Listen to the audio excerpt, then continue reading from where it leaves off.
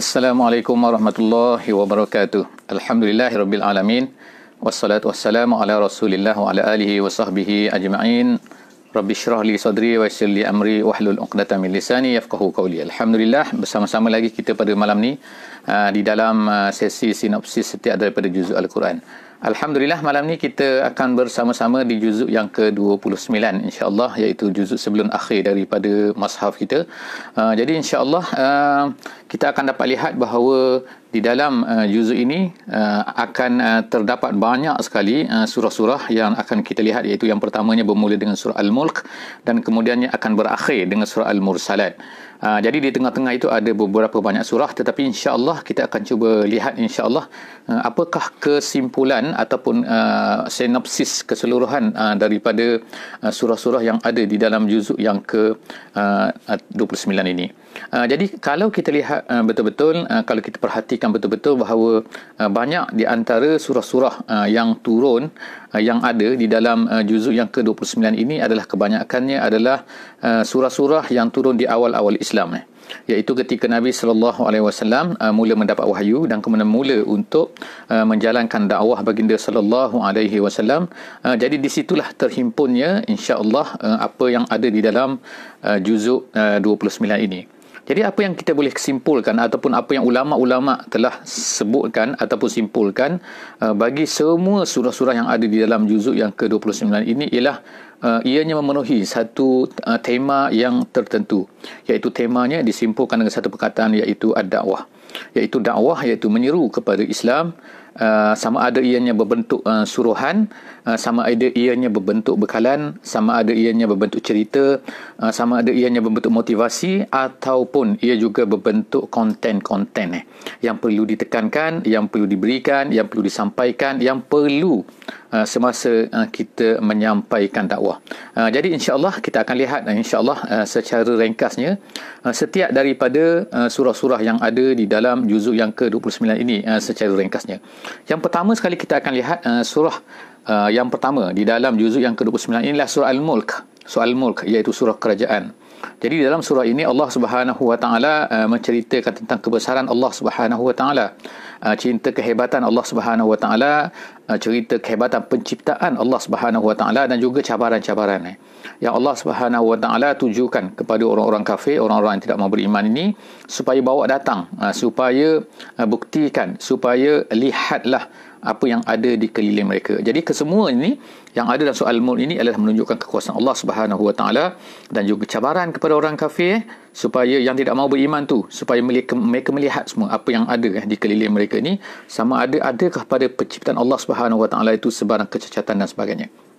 Jadi kita boleh katakan, ulama-ulama sebutkan bahawa isi kepada surah Al-Mulk ini adalah merupakan konten, apakah yang perlu disampaikan, apa yang perlu ditekankan, apa yang perlu kita berikan, kena deliverkan kepada manusia sebagai orang Muslim. Inilah dia konten-konten yang perlu untuk kita sampaikan. Itu yang pertama lah, surah Al-Mulk. Yang keduanya ialah surah Al-Qalam. Dalam surah Al-Qalam ini kita akan lihat bahawa Allah Subhanahu Wa Taala menceritakan akhlak asasi sebagai seorang da'i.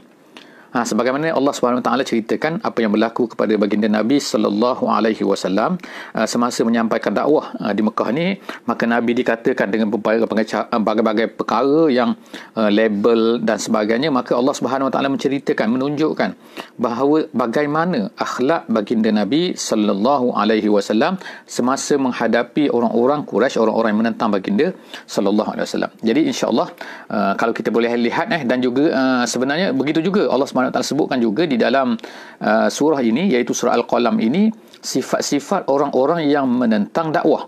Bagaimana perangai-perangai mereka, bagaimana stance mereka.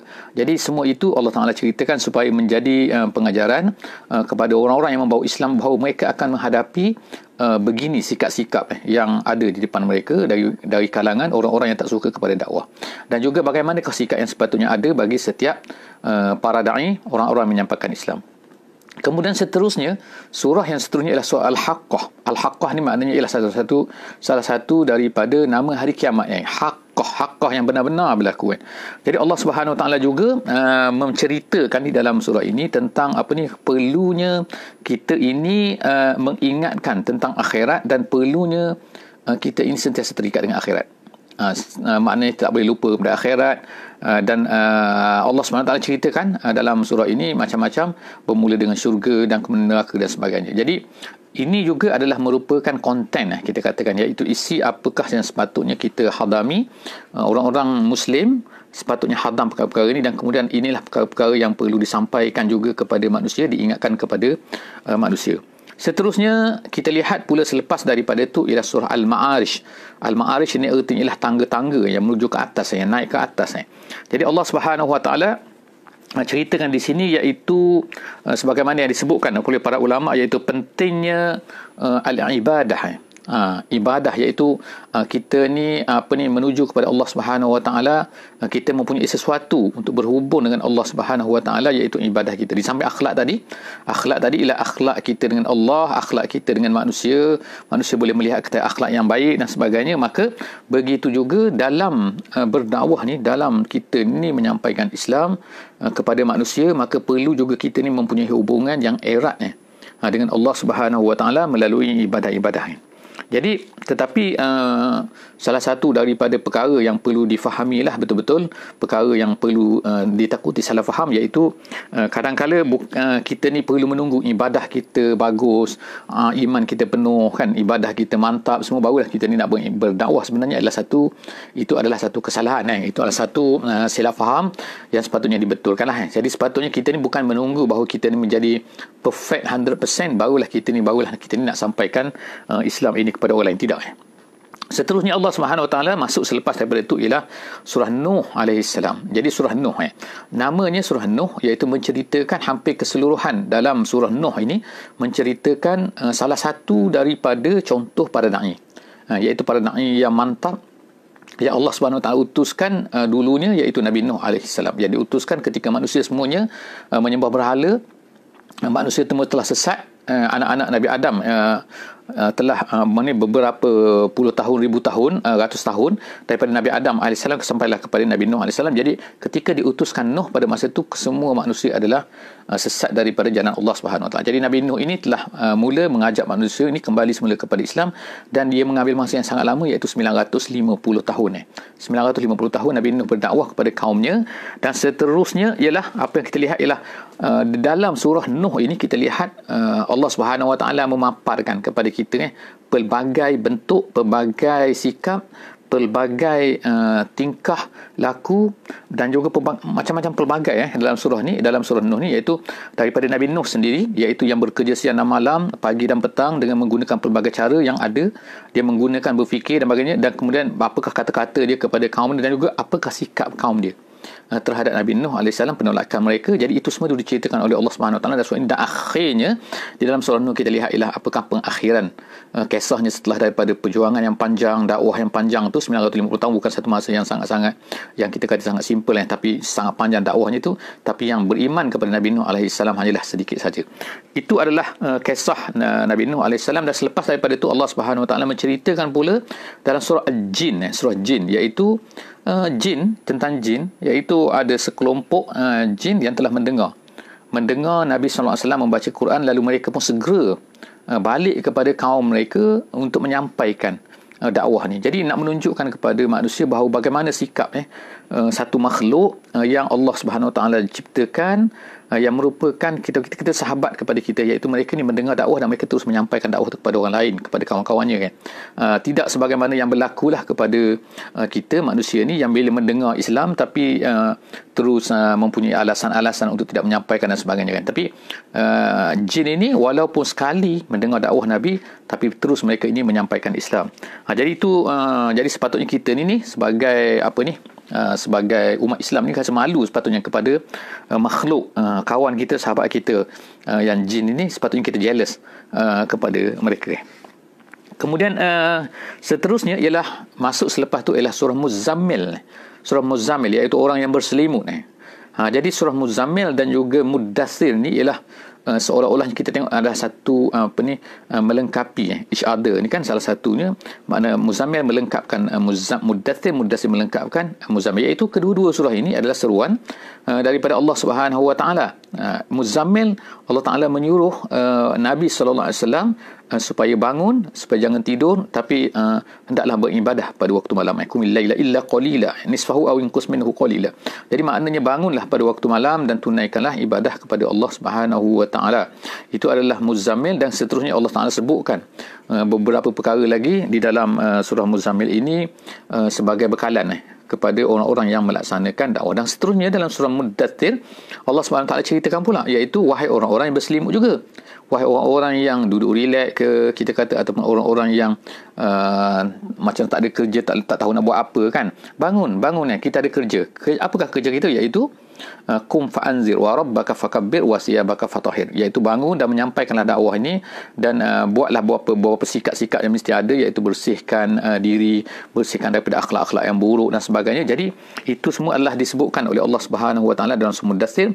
Jadi kita katakan ia merupakan adalah pelengkap di antara satu sama lain, iaitu seorang da'i ini mestilah mempunyai hubungan yang kuat dengan Allah Subhanahu wa taala sebagaimana disebutkan oleh Allah Subhanahu wa taala dalam surah Muzammil, dan kemudian dia hendaklah melaksanakan dakwah. Jadi seolah-olahnya pada waktu malam dan juga waktu siang da'i ini dia mempunyai kerja. Dia tak boleh putus hubungan dengan Allah Subhanahu wa taala dan tak boleh berputus hubungan dengan manusia, iaitu mestilah menyampaikan dakwah ni kepada manusia. Itu surah Muzammil dan juga surah Muddathir. Surah seterusnya ialah soal kiamah, iaitu tentang hari kiamat. Of course namanya kan.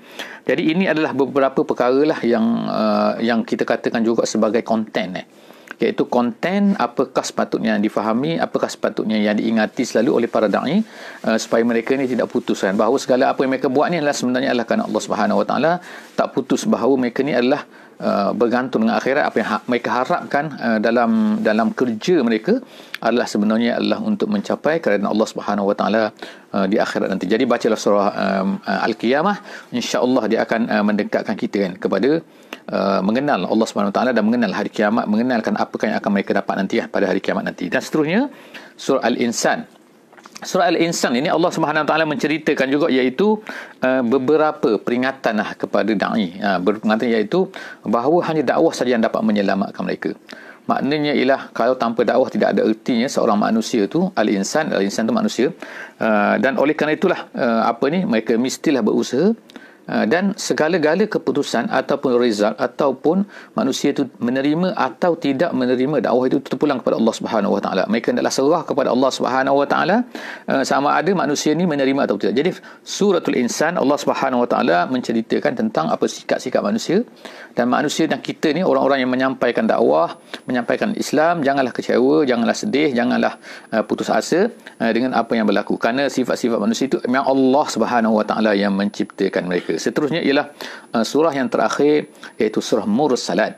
Mursalat ialah yang diutuskan, iaitu malaikat-malaikat. Menurut setengah pendapat ulama, Allah Subhanahu wa taala menceritakan dalam surah Mursalat ini iaitu ancaman-ancaman yang Allah Subhanahu wa taala kenakan kepada orang kafir. Iaitu orang kafir, kalau mereka tidak mau beriman, tidak mau menerima dakwah, tidak mau menerima Islam, tidak mau tunduk kepada Allah Subhanahu wa taala. Jadi Allah Subhanahu wa taala menceritakan dalam surah ini beberapa perkara yang memberi ancaman kepada orang kafir sepatutnya, dan juga memberi peringatan kepada para da'i, kepada orang-orang yang bekerja untuk menyampaikan Islam. Kalaulah manusia tidak mahu menerima, kalaulah manusia ni engkar, kalaulah manusia ni enggan untuk menerima dakwah ni, maka hendaklah kita ni bersabar, teruskan kerja, jangan putus asa, insya-Allah.